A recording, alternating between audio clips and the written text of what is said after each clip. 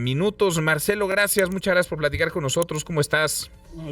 Gracias a ti, Manuel, mucho gusto escucharte, saludar a tu auditorio. Pues muy Igualmente, bien, gracias. vengo volviendo de Cuernavaca, estuve ahora en un foro sobre seguridad, justicia y paz, que ves que en el Estado es importante ese Muy. tema.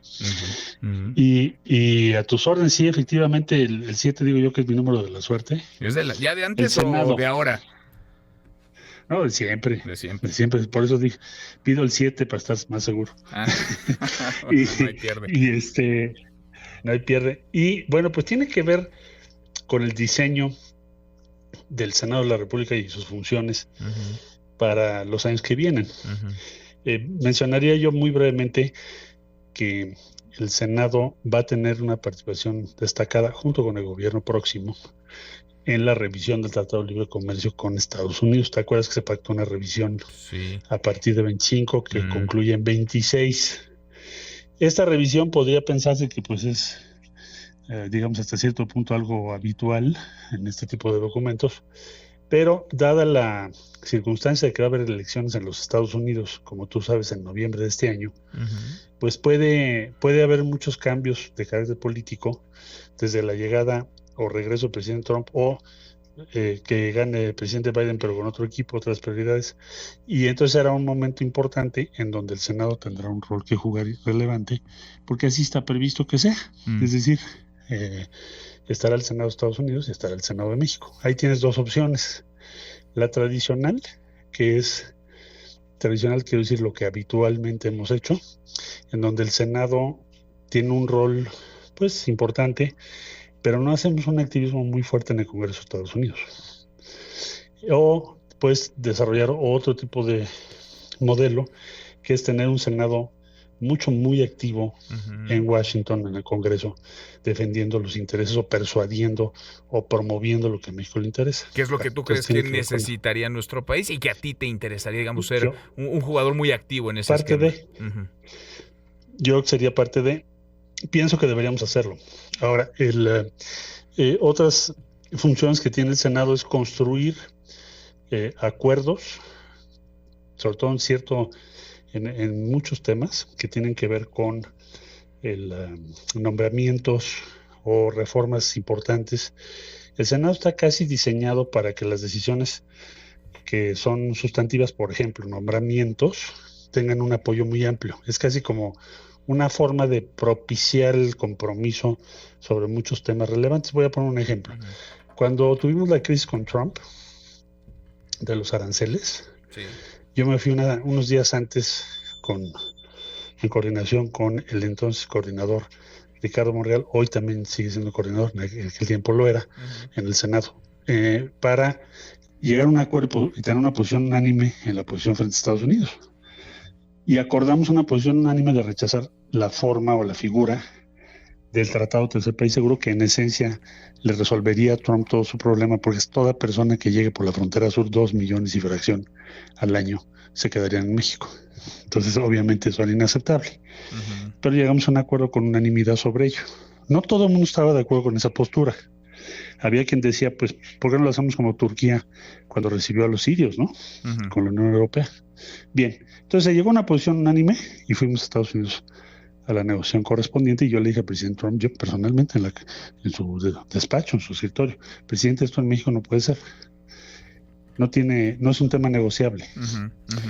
Ustedes tienen una paralización en materia de migración de años que no resuelven legalmente porque su Congreso no lo autoriza. Bien, nosotros esto es una línea de bottom line o la línea roja, no podemos pasar ahí. Y aquí le platico el consenso que hay en México. Bueno, es un ejemplo, pero como ese, en relación a diferentes temas, no solo con la relación con Estados Unidos, Ujú. el Senado es vital Sí, sí, para sí. tener Tú esos acuerdos. pediste entonces ir al Senado, Marcelo. Yo tuve una plática con Claudia, nuestra candidata, Ujú, desde noviembre, y después varias entrevistas, la última muy recientemente, sobre este tema. Entonces, después de esa conversación donde le externé muchos de estos puntos, ella me dijo, bueno, yo creo que si tú decides ir al Senado sería algo que puede ser importante, que puede ser útil. ujú. Y hasta ahí no hablamos de coordinaciones, en fin, me han preguntado eso. Sí, no hablamos sí, veía eso. que ayer ya te Y preguntaban si te quisieras ir al gabinete y otras cosas. Bueno, primero tendrá que llegar la elección, pero lo primero, sí. en el Senado ya prácticamente estás y te interesaría tener un papel relevante. Hay quienes piensan que tú tendrías que haber ido en el 1, vaya, quedaste en segundo lugar en la encuesta, tendrías que haber encabezado la Sí. lista al Senado. Es un asunto de forma, me imagino, así lo verás, o quizá tú pediste el 7 porque es tu número de Pues la suerte.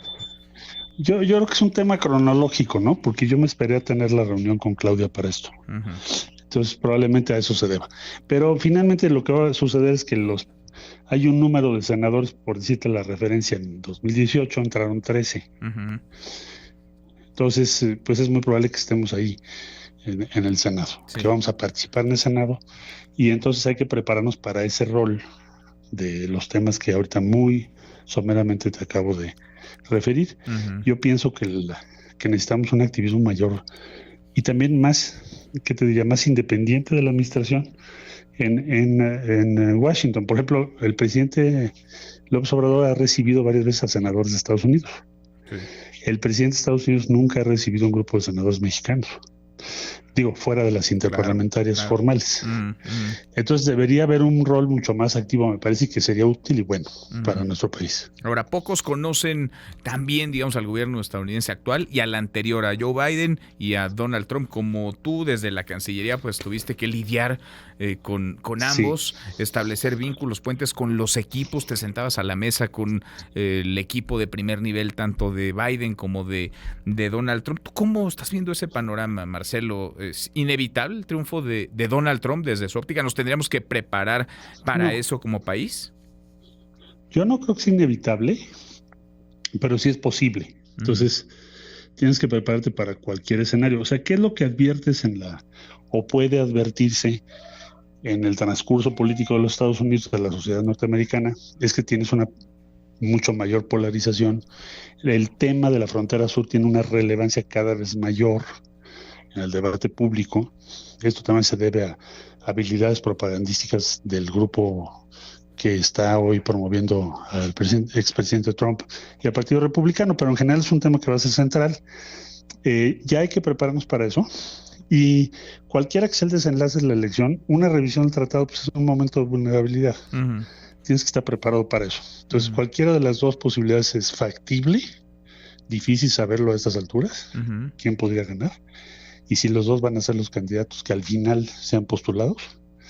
Hasta hoy así es, pero no sabemos si después decidan otra cosa o pase algo jurídicamente hablando. Resumen, hay que prepararnos para las dos. Pues ¿qué necesitas en los dos casos?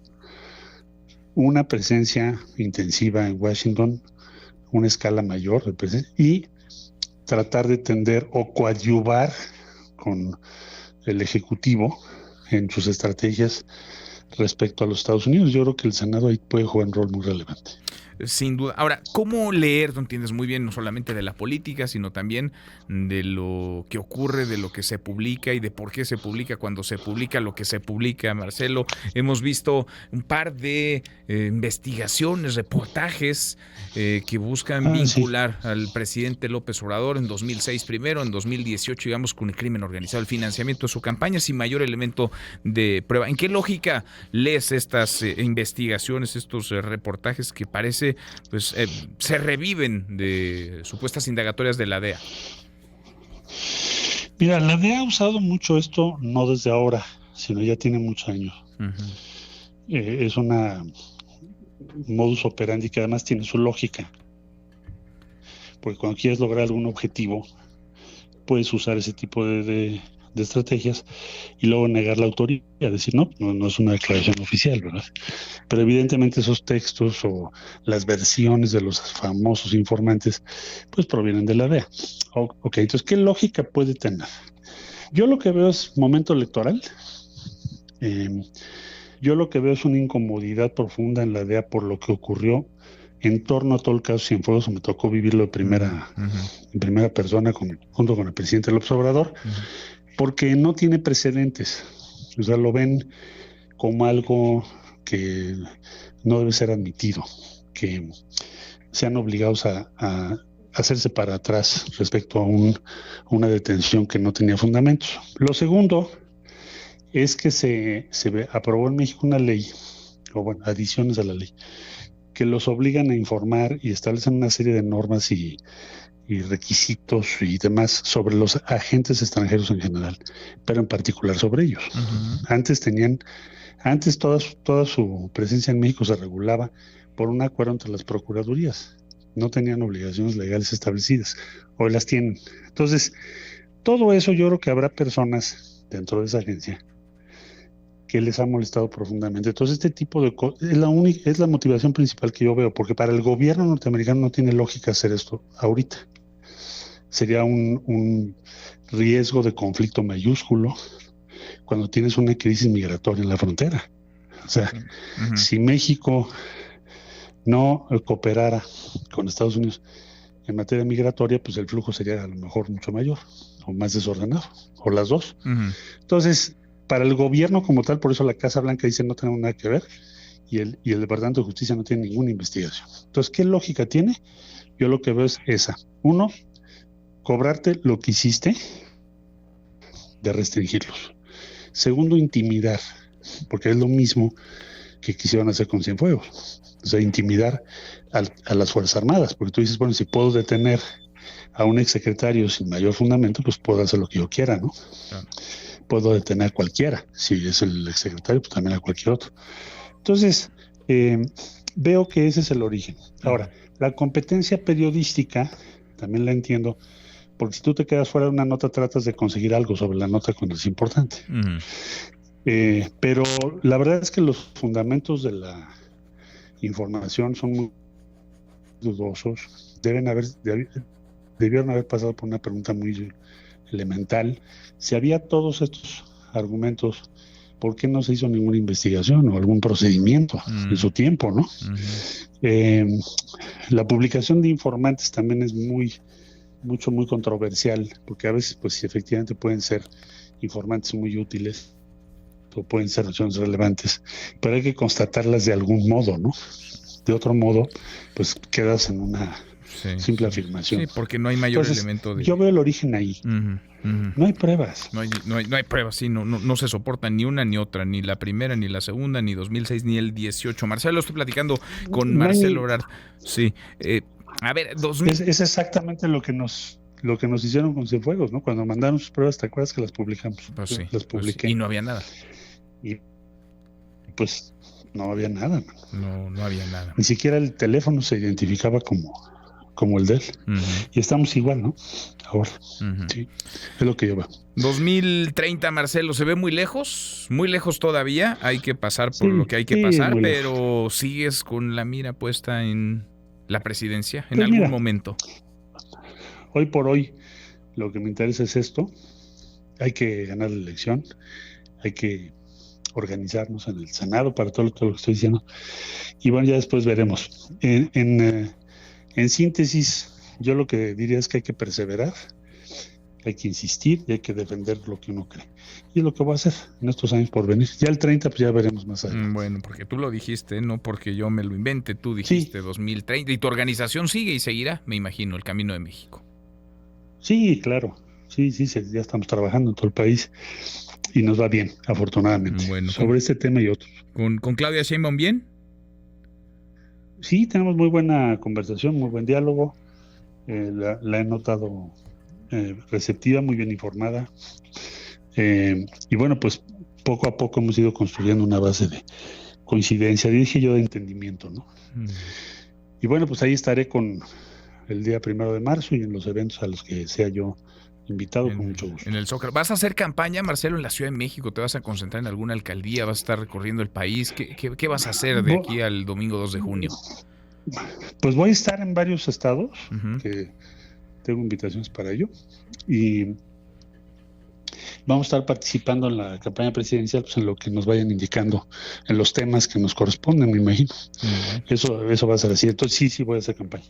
Pues te veremos entonces en la campaña y seguimos platicando como siempre. Te agradezco mucho estos minutos. Gracias, Marcelo. El agradecido soy yo. Muy buenas tardes a ti y a todo tu auditorio. Igualmente, muy buenas tardes. Es Marcelo Ebrard, que irá en el lugar 7 al Senado. El 7 dice es un número de la suerte y por eso anda de suerte, o así lo ve él. Ya veremos después quién coordina el grupo parlamentario, cuántos senadores entran y si entran, cómo se reparten allá adentro el teje y maneje para enfrentar también, decía de Marcelo Ebrard desde el Senado, y es parte de lo que le llama la atención, la relación con el próximo gobierno de los Estados Unidos. ¿Repetirá Biden o llegará Donald Trump? A propósito